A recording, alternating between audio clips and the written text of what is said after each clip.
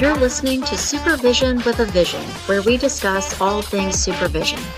I'm your host, Sarah, professional counselor, marriage and family therapist, play therapist, eating disorder specialist, and cookie lover, with my co-host, Heather, marriage and family therapist, certified Together in Texas counselor, a Texas transplant from California, and outdoor adventurer.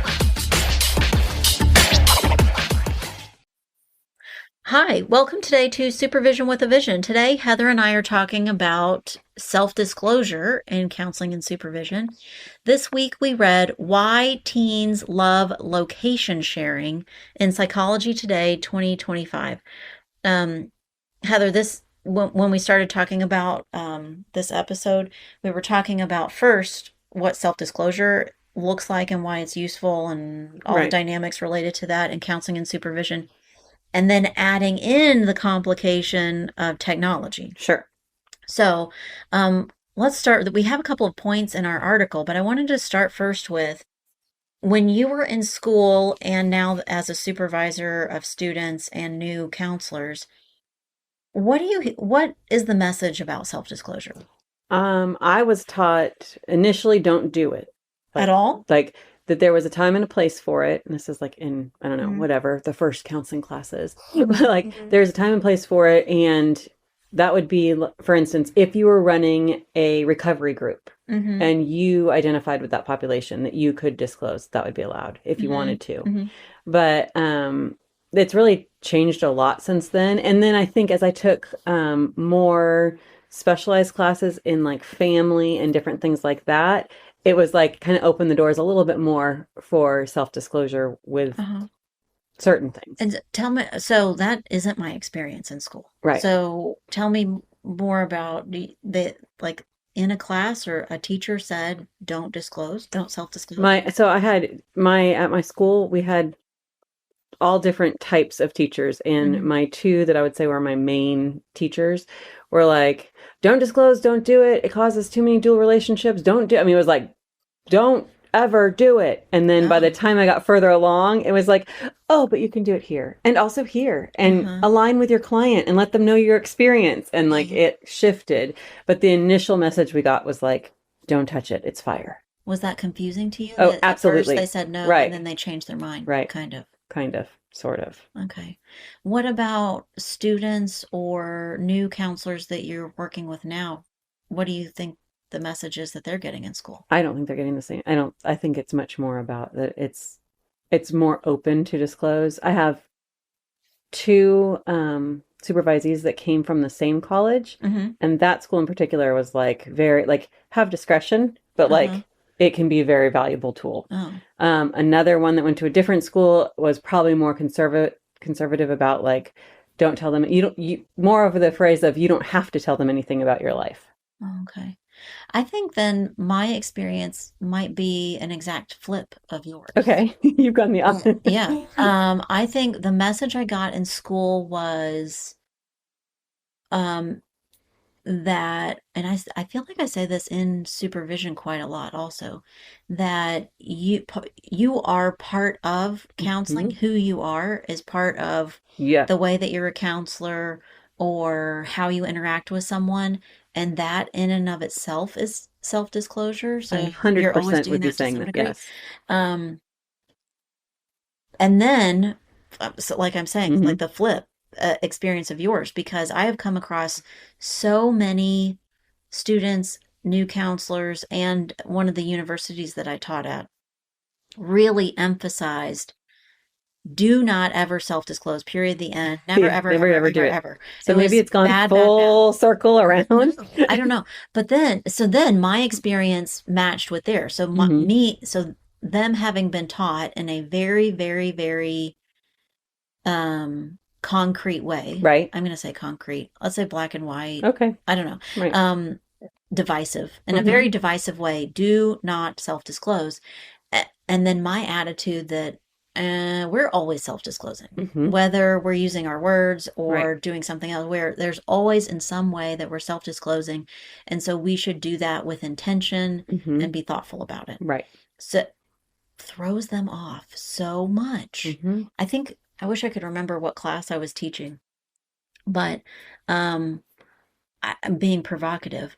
I said, if you think that you haven't Oh, self-disclosed yes. something about your gender or your sexuality, Yep. You absolutely have. as Yep. soon as they walked in the door, or you walked in the door, you're wrong. Mm-hmm. And they went, Right. like they were like, this is, I mean, I even think someone used the word disgusting Wow. to, Okay. about that I said, Mhm. you have. You have expressed something about your gender or your sexuality Right. Just by. immediately. And, but then I explained more, and all of this group was just so upset by me Yeah. saying this. But I think that that is true that Mm-hmm. um, when you meet me, you will make assumptions about what you think my gender is, Right. about what you think my sexuality preference is, that whether I say those words out loud or not, Right. I'm communicating it Right. somehow. Um, so I think that self-disclosures is part of what we do all the time. Mm-hmm. And because it is part of it's intrinsically part of what we do all the time, it's maybe like a tool that we need to be careful with how we use. Sure. I would agree. Right? Like a Yeah. hammer. Yeah. Like if you just like walk around swinging a hammer, Right. It's going you to be a might, problem. right, you might hurt yourself or somebody else Right. or break something. But a hammer is also really useful. Right. There are reasons why you need a hammer. Mm-hmm. I agree. Okay. So that's how I think of Right. it. But it It has is interesting that it's a definitely, whole different flip. I Like, mean, I think both of our experiences reflect that as a counselor and a supervisor, you will run into 100%. situations where you will address this and have to think about it from a different perspective than you usually think Right. about it. Right. Okay, so then let's layer in that very complicated topic with technology, Yeah. which is also Mm-hmm. complicated. What did you, this title, the Oh, title yeah. of this article grabbed me Uh-huh. because I do not understand location sharing. I mean, I understand how Right. to do it, Mm-hmm. but why?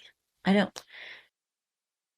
When I was a teenager, I think this was the thing I was most looking forward to Right. was Like, no one will know where I no am. one, right, that I could drive Right. somewhere and not that I was even going anywhere really, but that I Right. just had a little bit of freedom and Yeah. someone not, my parents not knowing where I was at all moments. Mm-hmm. Yeah. Teens, I think, love to know it because it tells them something that maybe they don't want to ask or communicate about a friend. Oh, They it's can a also, shortcut. it's a shortcut. Oh. And it creates so much drama. So Well, much drama. let's start with our first point is that sharing technology creates a sense of closeness. So Right. not just location, but that was the main Right. point in our article. But sharing through technology creates a sense of closeness. Yes, I've seen in my practice, and actually even with one of my supervisees, that like relationships can really sustain, like going away to college and Hmm. transitioning.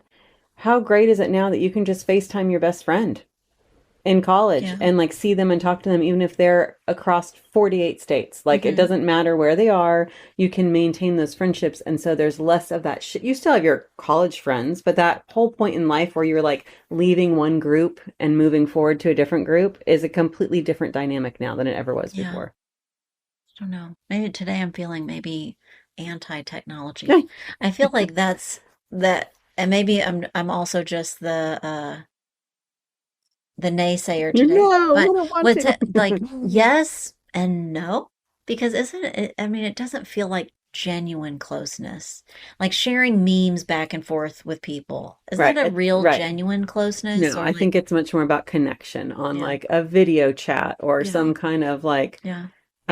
for instance, when my daughter first went to college and her group of friends, she had a group of girls that several of them were pursuing the same interests. And so they like had for I think her the bulk of her freshman year, like a time that they all talked. Like I don't Mm. remember what it was, but I was Mm-hmm. like Mm-hmm. Fridays at noon and they all got on a video chat together through Zoom or whatever Huh. platform. And Yeah. that for them was very connective. They Mm-hmm. didn't keep it going because I think they all got busy with their like actual individual lives, but I think it eased the transition, if Yeah. that makes sense. Okay, so let's apply this to counseling and supervision. Hmm. Self-disclosure and what that means to us and how we use it.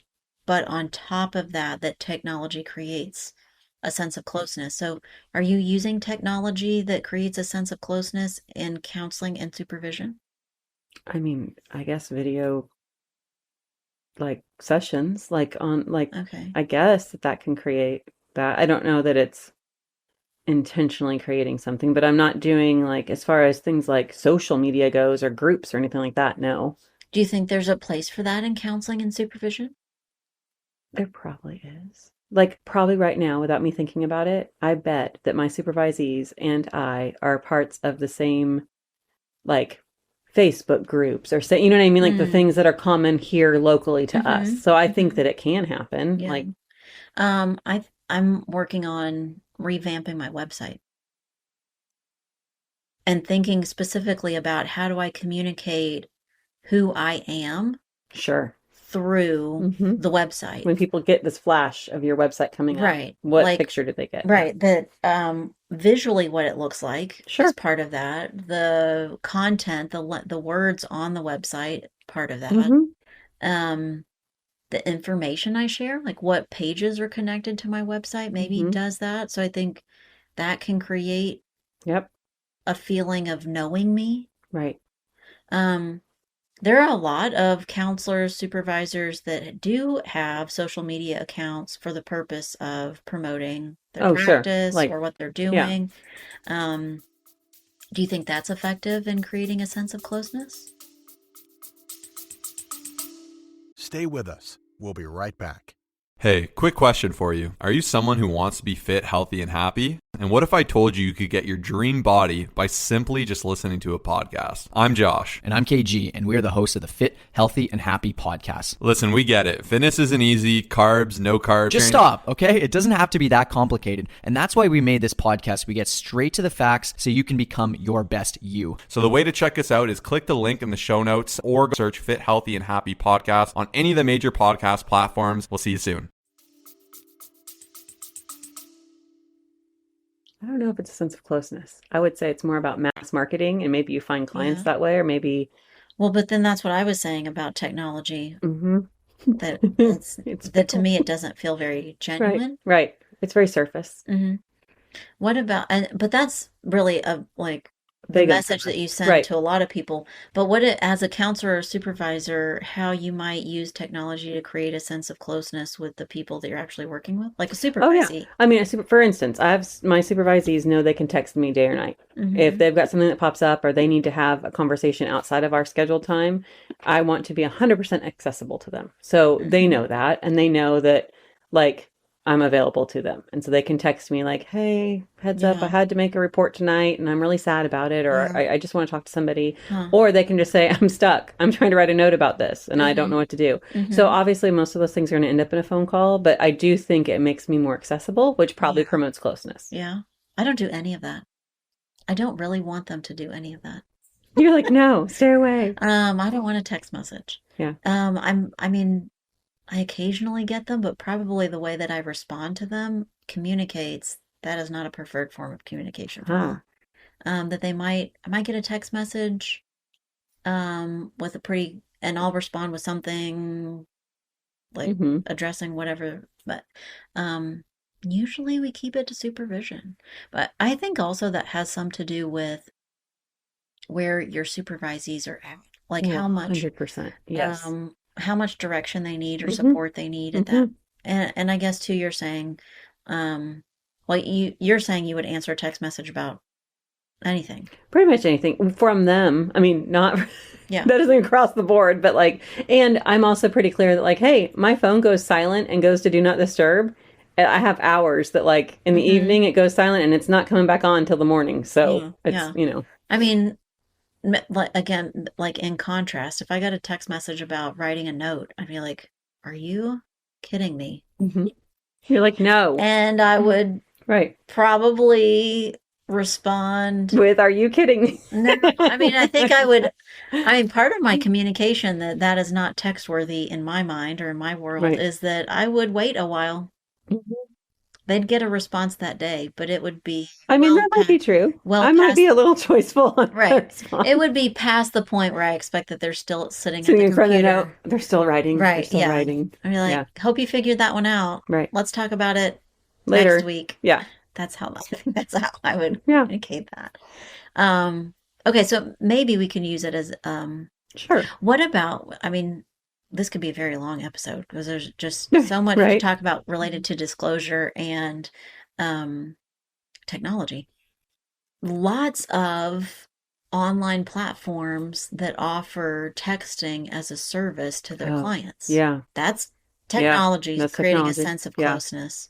I feel like that could serve a purpose. That's not how I want to do counseling. But if they are fully aware that you're part of this platform, you've Joined the platform. you're Yeah. a member of this platform, and part of that means that you get to talk to your counselor during your session, but it also means that you could chat with what you are well aware could be a bot or a call center person right. that you don't know personally, but you could text them and get something back.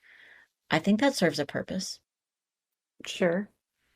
I'm hesitant to say yes. I mean, yes, I think, yes, it serves a purpose. I don't know that I like it. Yeah. I think if they are fully informed that that's what they're getting. Right. If they're aware that that's what's happening, then yes. And they're not then hitting it's- you. Yeah. Right. And in contrast, they do have a session with a counselor, so they also know it's different than an actual session. Right. You're not getting the same Right. service back in a text message, but Right. it can Yeah. do something. And I think it brings up a whole thing, like even you and I navigate and negotiate supervision text differently, right? And it doesn't mean that either one of that we're right or wrong, but I think of like a platform like that for a client that like they need to know what they're like if it's clear of what they're getting. And then I also think of like there's a platform that I use that it's a feature that they're adding and they're marketing it. Like this will be so great. Your clients can get a hold of you. And I'm like, no, this isn't so great. I don't want that feature. No, I do not want to test that. Yeah. Okay, well, that I think walks us right up to our next point, and related to self-disclosure and then the use of technology. That sharing can have its benefits, but when you stop sharing or are not able to share, it can create a lot. The article said conflict, Right. but let's say if or when you stop sharing for some reason, it can create problems. Sure. Yeah. So, what if you have a bad Wi-Fi connection? Yeah. I mean, something as easy as that, right? And maybe like we're talking about a chat feature that you've been using the chat feature a lot, and for some reason you can't connect. Yeah. Or it just blips out. You get a message 3 hours later, or whatever. Or my supervisees that want me to help them write a note, and they text me about it, and I think, "Are you kidding me? I can't believe you just texted me about writing a note. I'm going to respond in 2 hours." Right. And hopefully after I eat lunch and after I see a client and when I feel like it. Right. And maybe they're sitting there waiting the whole time. Maybe they're like, is she going to get back to me? Yeah. Yeah. Okay. So can this create, if you're using technology to create closeness and then there's an end to that, is that a problem? I think it definitely creates conflict. It could create conflict really easily. I think I'm pretty clear with my supervisees that like, I will text you and if you text me, I will get back to you when I can. And I remind them, like I have a full practice. I have 3 kids. I give them like a lot of self-disclosure about the busyness of my life. And so far, no one's really abused it. Yeah. Like, I was going to say, I think I definitely can create problems. And the article's example is when teenagers are sharing their location and then you realize your teenager friend stopped sharing their location with you, you're mad about it. Right. I think in context of counseling and supervision, if there's going to be an end, then you have to communicate the boundary. Right. So maybe you've been a support to your supervisee for 2+ years and you're ending your supervisor relationship with them. There's a conversation about, well, we do still know each other and we will still communicate, but the quality of our communication changes or the frequency of our communication changes, and what that means or what that looks like. Yeah, I think that's really important. Actually, maybe a shout out because I know they listen sometimes. 2 of my previous supervisees went to a training yesterday together. Yeah, okay. And I know I mean, I supervise both of them and I know that they know each other. So they took a picture together and posted it on social media, which tells you I follow them on social media. But also when I saw the picture that they posted, I liked it and went, right. They're together. yeah, they get to hang out. Yeah. So I do think that creates closeness for the three of us. Right. And also it is different that I don't know that I followed either one of them on social media when I was actually supervising them. Right. It was probably more of an after. Right. But now that we do have a different kind of relationship Sure. and we can communicate differently with each other, maybe like on a more personal level. Right. It's more colleague to colleague than, yeah. But we've also talked about that. Yeah. It's been conversations that there's been expectations and boundaries set. And okay. So yes, it can create conflict. The last point is that sharing can create digital drama. I think as a counselor, we see this because the people who are coming to see us as clients are taught. This actually a couple of weeks ago, right before I found this article, I was talking to a teenager and I was kind of proud of myself that I kept up with this whole like lingo and right. That what she was describing was that she was having friend drama and she shares her location with some of them, but not all of them. And she was FaceTiming two friends while she was chatting with a different friend. And then the friend she was chatting with said, "Can I FaceTime you?" And she went, I can't FaceTime you because I'm FaceTiming somebody else. Right. And the friend she was chatting with said, "Well, just add me." And then she was explaining to me that she was stuck because the people she was FaceTiming with, they were actually talking about the friend that she was chatting with. And the whole time I was like, I'm keeping up with this. I told this totally makes sense. And I'm following. And, but what a lot of drama. And to me, it always emphasizes that teenagers' parents, but many teenagers' parents, how do they even keep up with all of this, this whole world and this whole life that's happening digitally that they're not even really fully aware of? Right. I mean, no more passing notes in the hallway. Yeah. Well, I mean, right. Why do that? Although I think here in Texas, it may go back to that because they don't get their phones anymore. True. So. School is starting in a few weeks and not just teenagers, but kids in Texas will not be allowed to have technology at school. But, so sharing through technology can create drama. Do you think that is true for counselors and supervisors, not just for people in general? I think it's probably a lot less for counselors and supervisors. I mean, that relationship's a little different anyway. I mean, I don't follow any of my supervisees on any platform that there would be location sharing. So yeah, I don't think. What about not just location? Maybe I can think of a couple actually. I post somewhere in the middle of COVID. I'm just going to say there was a specific counselor here close by to where we live that I followed on social media. And maybe towards the end of COVID, she posted and said something really divisive on social media that I was really surprised at. Right. And a ton of people had a big reaction. And my reaction was immediately that I unfollowed. Right. You're like, and unfollow. I just went, undone. No. Oh, wow. I did not know that that's a view that this person had, and all done.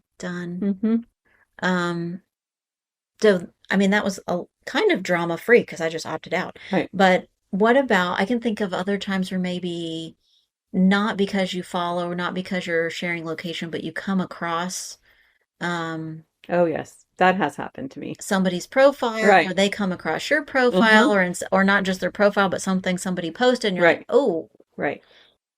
Wish I hadn't seen that. Or I feel like very recently I've had clients that friended me on different things platforms. And then I think, no. Right. No, sorry. I even actually have that in my paperwork.